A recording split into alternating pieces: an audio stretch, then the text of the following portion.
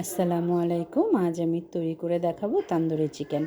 ঘরে থাকা কিছু উপকরণ দিয়ে কিভাবে মজাদার তান্দুরি চিকেন বানানো যায় সেটি আজকে দেখাবো। চলুন তাহলে দেখে নিই মূল রেসিপিটা। তান্দুরি চিকেন বানানোর জন্য প্রথমে আমি চিকেনগুলো ভালো করে ধুয়ে পরিষ্কার করে নিয়েছি।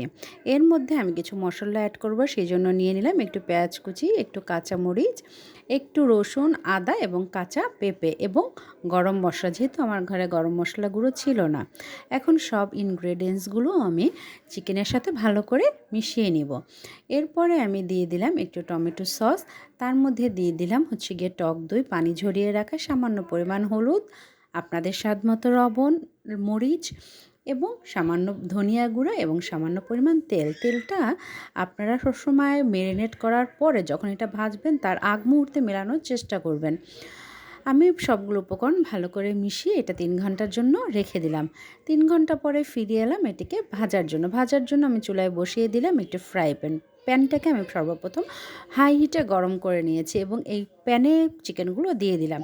চিকেনগুলো হাই হিটে ভেজে নেব 10 মিনিটের মতো। তারপরে আমি লো হিটে এগুলোকে ভেজে তৈরি করে ফেললাম মজাদার তান্দুরি চিকেন।